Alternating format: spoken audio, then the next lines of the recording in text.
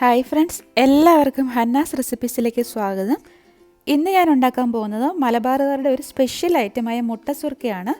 ഇപ്പോൾ ബ്രേക്ക്ഫാസ്റ്റിനോ അതുപോലെ തന്നെ ഈവനിങ് സ്നാക്കായോ ഡിന്നറിനൊക്കെ കഴിക്കാൻ പറ്റിയ നല്ലൊരു വിഭവമാണിത്. ഇതുണ്ടാക്കുന്നത് എങ്ങനെയെന്ന് നോക്കാം. ഇതിനു വേണ്ടി ഞാനിവിടെ 1 ഗ്ലാസ് പച്ചരി എടുത്തിട്ടുണ്ട്. ഇത് സാധാരണ നമ്മൾ ദോശയ്ക്ക് ഇഡലിക്കൊക്കെ എടുക്കുന്ന പച്ചരിയാണ്. ഇതിന് പകരം വേണമെങ്കിൽ ബസുമതി അരിയോ അല്ലെങ്കിൽ ജീരകശാല അരി ഉപയോഗിച്ചാലും നല്ലതാണ്. ഇത് ഇനി ഒരു കുറഞ്ഞത് 4 മണിക്കൂറെങ്കിലും ഒന്ന് കുതിർക്കാൻ വേണ്ടി വെക്കണം. 4 മണിക്കൂർ അല്ലെങ്കിൽ രാത്രിയിൽ കുതിർക്കാൻ വേണ്ടി ഇട്ടിട്ട് രാവിലെ അരച്ചെടുത്താലും മതി. ഞാൻ 1 ഗ്ലാസ് പച്ചരി രാത്രിയിൽ കുതിർക്കാൻ വേണ്ടി വെച്ചിരുന്നു. ഇതിപ്പോൾ നല്ലതുപോലെ കുതിർന്ന് കിട്ടിയിട്ടുണ്ട്. ഇപ്പോൾ രാവിലെ ആയപ്പോൾ ഇപ്പോൾ അരി നല്ലതുപോലെ കഴുകി ഞാനിവിടെ വാരി എടുത്ത് വെച്ചിട്ടുണ്ട്. ഇതിൽ പൊട്ടും തന്നെ വെള്ളമൊന്നുമില്ല.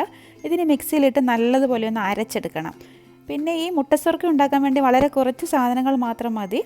പച്ചരി വേണം, പിന്നെ ചോറ് വേണം, നമ്മൾ കഴിക്കാനെടുക്കുന്ന ചോറുണ്ടല്ലോ അത്, പിന്നെ ഒരു മുട്ട വേണം, പിന്നെ ഒരല്പം വെള്ളവും. ഇത്രയും വളരെ കുറച്ച് സാധനങ്ങൾ മതി. ഇതെല്ലാം കൂടി മിക്സിയിലിട്ട് ഒന്ന് അരച്ചെടുക്കണം.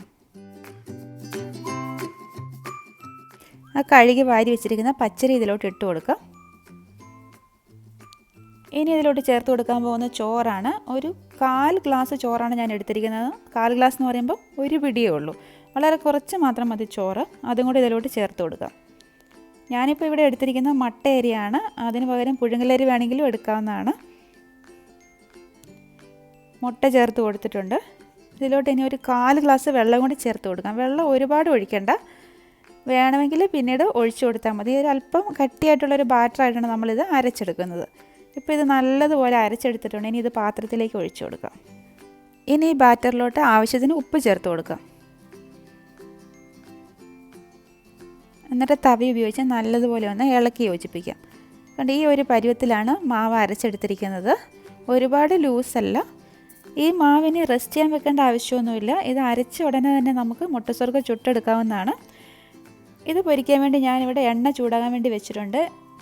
എണ്ണ നല്ലതുപോലെ ഒന്ന് ചൂടായിട്ട് വരട്ടെ. അപ്പോഴത്തേക്ക് ഓരോ തവി മാവ് കോരി ഒഴിച്ച് ഈ മുട്ട സുർക്ക നമുക്ക് ചുട്ടെടുക്കാം.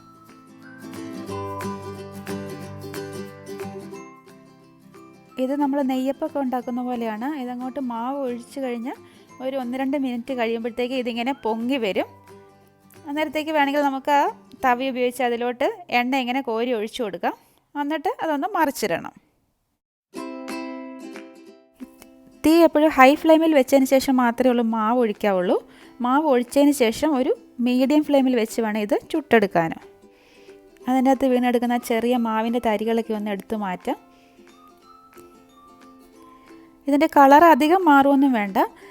എപ്പോഴും ചെറിയ തവി ഒഴിച്ചു കൊടുക്കുന്നതായിരിക്കും നല്ലത്. ഒരുപാട് മാവ് ഒഴിച്ചു കൊടുത്താൽ അതിൻ്റെ കട്ടി കൂടാൻ ചാൻസ് ഉണ്ട്. അങ്ങനെ വെന്ത് വരാനും കുറച്ച് സമയമെടുക്കും. ഇതിപ്പോൾ ആയിട്ടുണ്ട്. ഇതിനി എണ്ണയിൽ നിന്ന് മാറ്റാം. ഇതുപോലെ തന്നെ ബാക്കിയുള്ള മുട്ട സുർക്കയും കൂടെ പൊരിച്ചെടുക്കാം.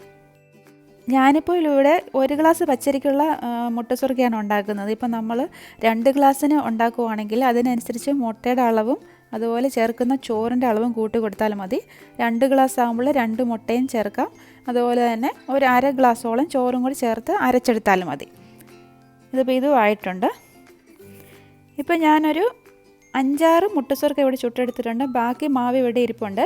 ഇതിലോട്ട് ഞാൻ ഇനി കുറച്ച് സവോളയും അതുപോലെ തന്നെ ക്യാരറ്റും പച്ചമുളകും കുറച്ച് മല്ലിയിലയും കൂടെ അരിഞ്ഞിവിടെ എടുത്ത് വെച്ചിട്ടുണ്ട്. അത് ചേർത്ത് കൊടുക്കാൻ പോവാണ്.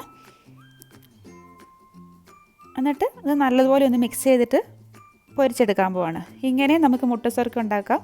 എനിക്ക് കുറച്ചുകൂടി പ്ലെയിൻ ആയിട്ടുള്ള മുട്ട സുർക്കയെക്കാട്ടിയും ഇതുപോലെ ഈ ക്യാരറ്റും സവോളയൊക്കെ ചേർത്ത് മുട്ട സുർക്കയാണ് ഇഷ്ടം. ഇങ്ങനെ ഉണ്ടാക്കിയാൽ നല്ല ടേസ്റ്റാണ്. നിങ്ങൾ രണ്ടും ഒന്ന് പരീക്ഷിച്ച് നോക്കണം. നിങ്ങൾക്ക് തീർച്ചയായിട്ടും ഇഷ്ടമാകും. അത് ഇനി ഓരോ തവി കോരി ഒഴിച്ച് കൊടുക്കാം.